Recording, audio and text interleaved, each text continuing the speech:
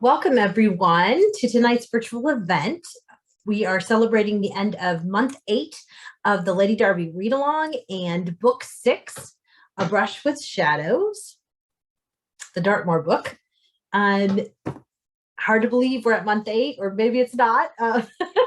This has been a lot of fun to do. We're closing in on those last couple books as we inch our way to the release of book 10, A Perilous Perspective, which comes out on April 26th. So I'm really excited to do these last couple books as we kind of make our way to that launch. I'm just double checking and to make sure that we are, oh my goodness, there we go. Awesome, we're live. Okay, so welcome. If you have any questions or discussion topics or just comments you'd like to make, just pop those below into the comments. I'll be checking those through the night. I want to talk about what you want to hear about. And I also have some questions that I have gathered ahead of time from the Facebook group, the Lady Darby Read-Along Facebook group. If you are not a part of that and you still want to join in, there is time to catch up with us or to just skip ahead and read the last couple of books with us. I will pop the link to that in the comments. If you have requested to join, be sure that you're answering the membership question that you're prompted with after you make your request. That is my only gatekeeper thing, and it's a simple question. As long as you give a logical answer, you get accepted. So it's my way of making sure you're not a bot and all that kind of stuff. It saves me any headache. So there's a few in there that are waiting to be approved, but they haven't answered that membership question. So be sure that you do that. Or if you know someone that is interested, that ask and make sure that they have. So, but yes, so I'll pop that in there after the group, and let's just kick it off then I wanted to talk about Dartmoor, because that is really, it's the location, but it's also really a character in itself in the book. It's a huge presence in the book. I visited Dartmoor in, I believe, September 2010. It's funny, I was there when I didn't realize it at the time. We were there when they were filming War Horse, I believe. We figured out, yes, that's right. The scenes that take place there. So it was kind of funny. Beautiful weather. And I'd always wanted to go there. And when we drove into it, we have this video and I'm just like, wow. I mean, it's just breathtaking. It's defies words and descriptions. I mean, I obviously did my absolute best to describe it in the book, but just to see it in person is just an amazing location, so atmospheric and melancholy and unique and just, isolated, and it's just beautiful. So I highly recommend it if you ever go to the UK, if you're ever in that area, can get to Dartmoor. It's just lovely. The weather can be tricky. So like I've mentioned in the book, it does shift really fast. And so you just have to be prepared, but most of the major tourist places, you're totally safe. So yeah, that was a fun part to research also, because I knew Dartmoor now, but I needed to figure out what was Dartmoor like in 1831. And I had to find maps. What were the maps like? And I did a lot of research on that. I actually found a map from within a couple years of this time period that really was extremely helpful, that I used to plot everything. There, I did a lot of research on the folklore. There's also kinds of fascinating folklore for that area. There were very creative people used to explain different things, and just a lot of fun.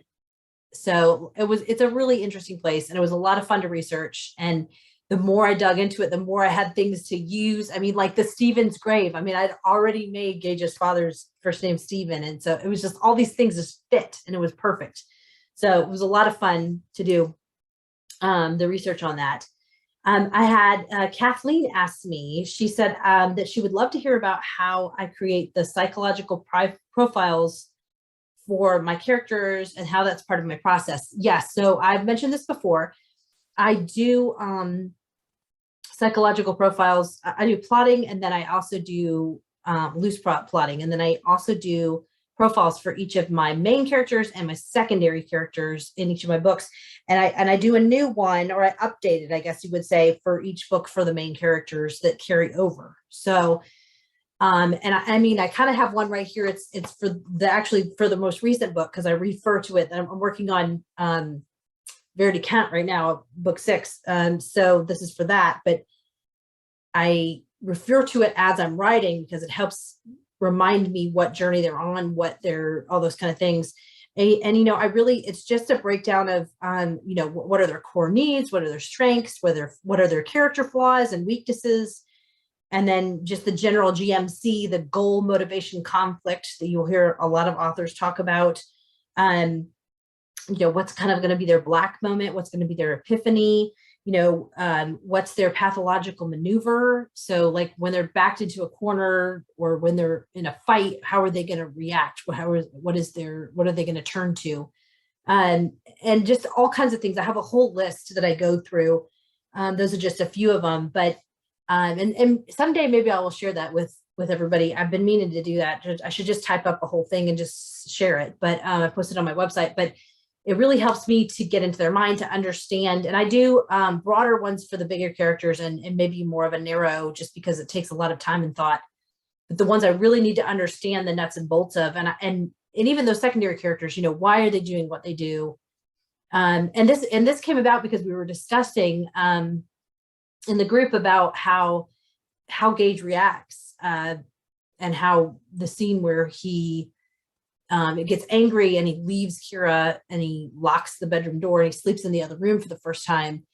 And, you know, how that was kind of shocking. They were upset at Gage. And I was talking about how, you know, yeah, when I was writing that, you know, as an author, especially for characters we love, there's a tendency to want to just make them perfect and always behave in the way they should.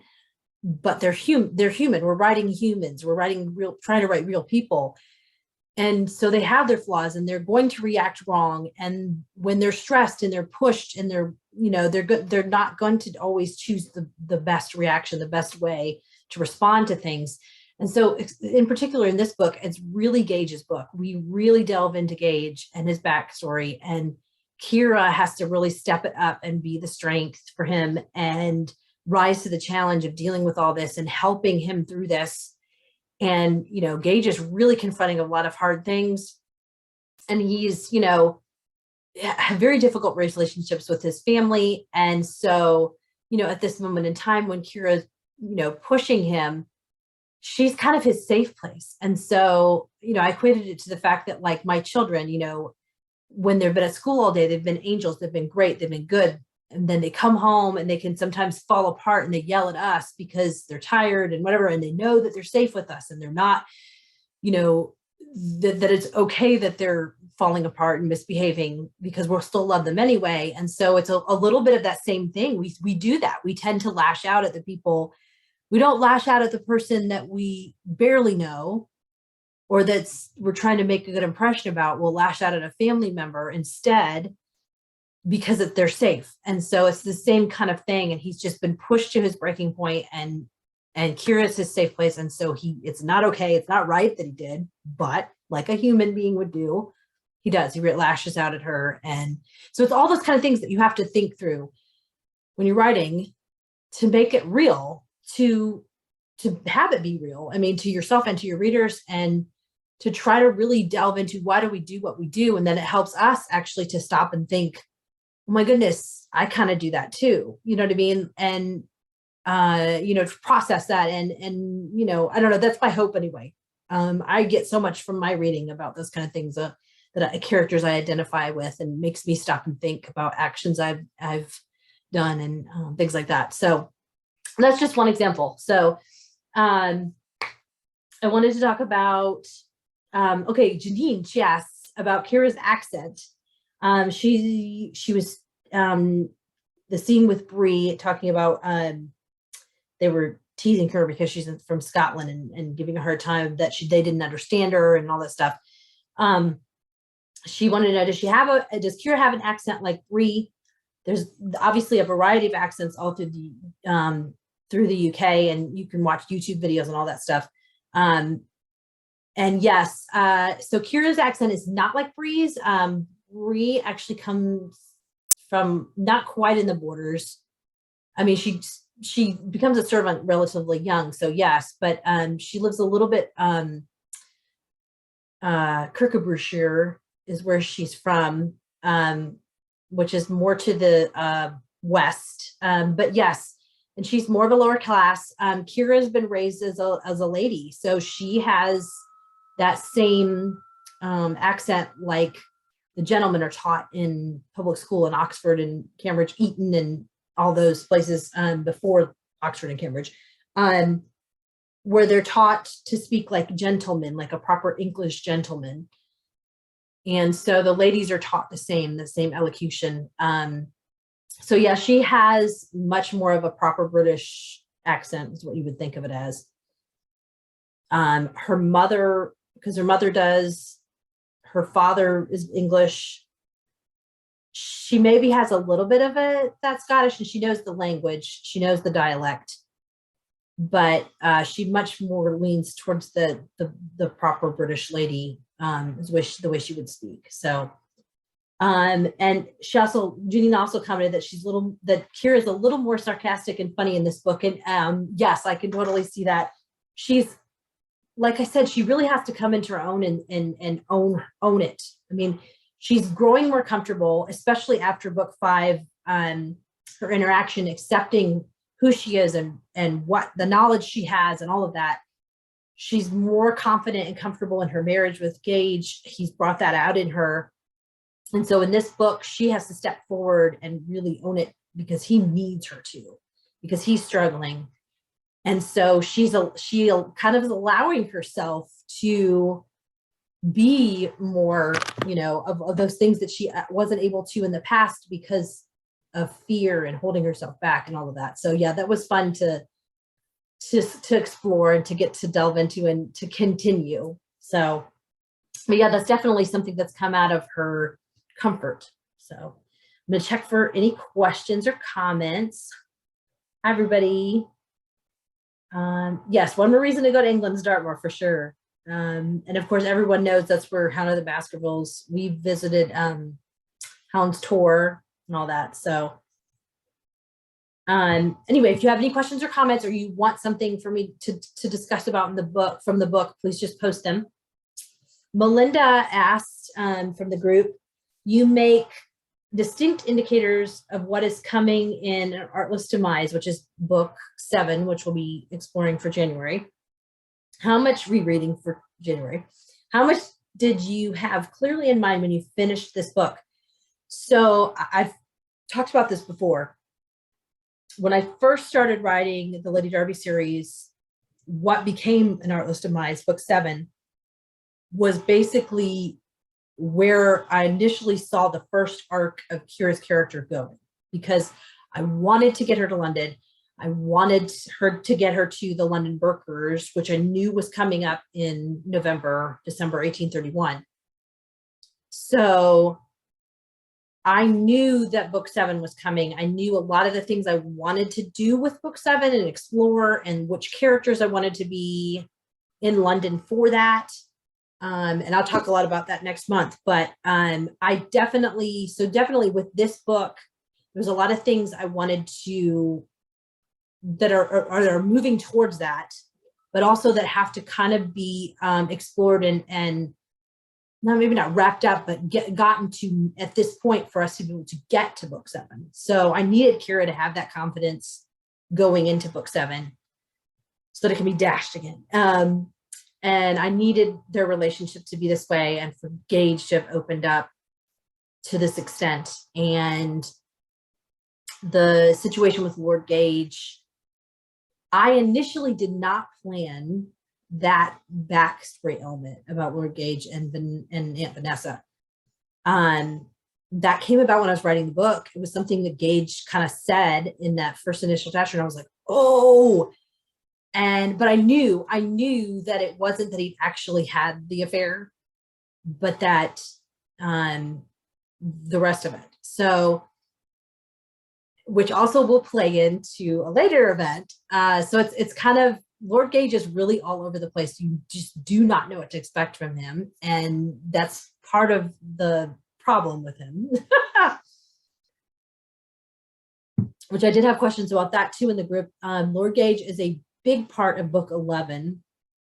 Book 10 is what comes out in April, A Hero's Perspective. I have not written book 11, but he is a big part of that. So if you have questions about Lord Gage, a lot of them will get answered then. So, and I've been planning that one for a while. But yes, so book 7, I had planned for a long time. There was a lot to work forward to get to that. And then once book 7 happened, I could kind of roll it into another expanded arc. I always write about how I talk about how I have multiple arcs going on always.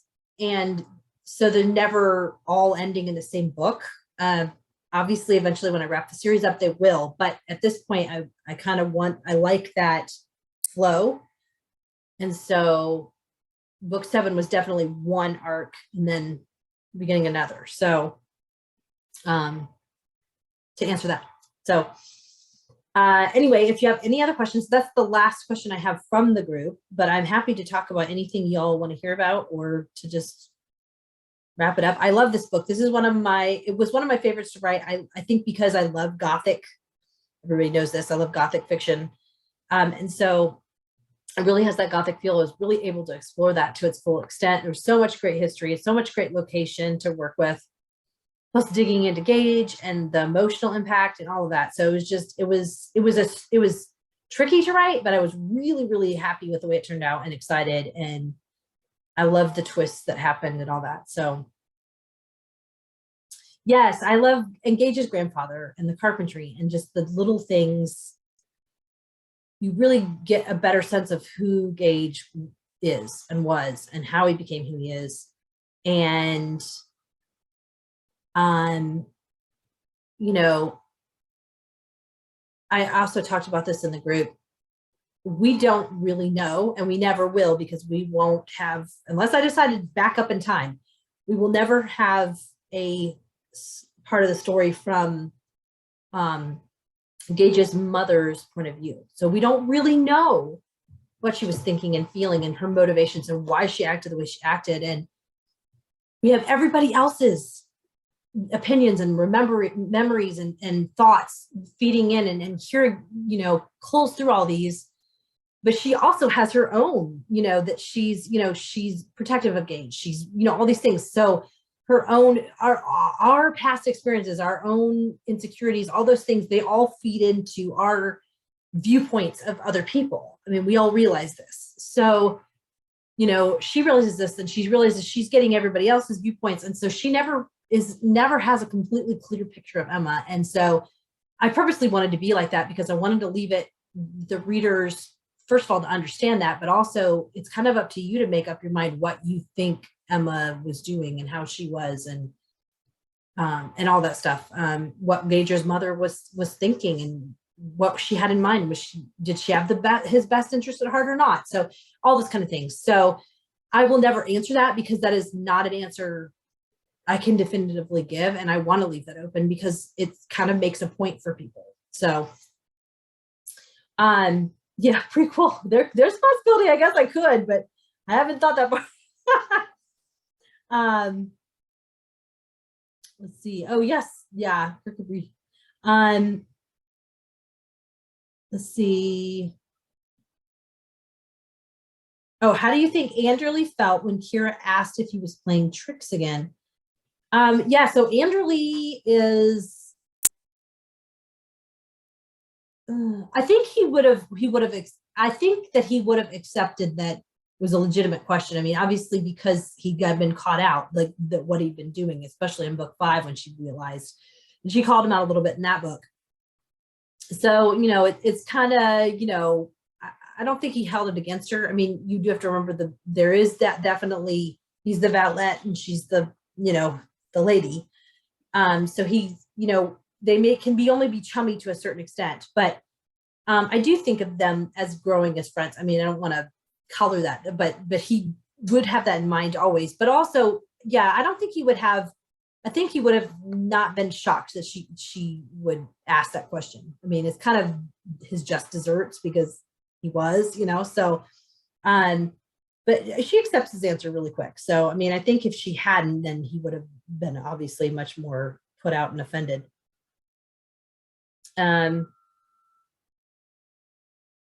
The titles and names seem to not always be the same. I'm not sure what that means.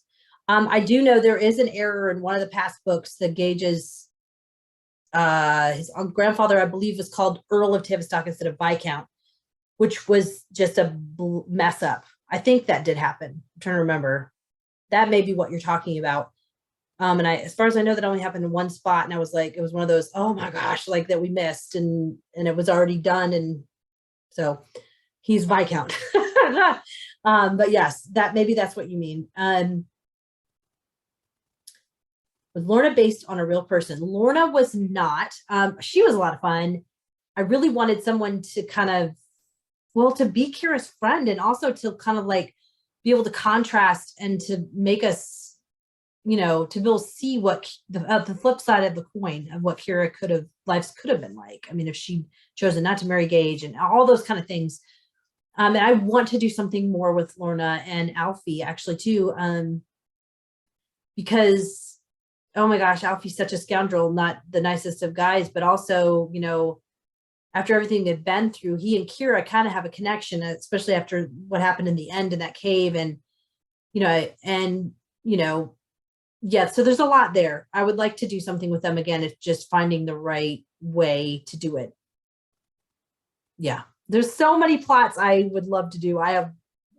So we could keep going for a while.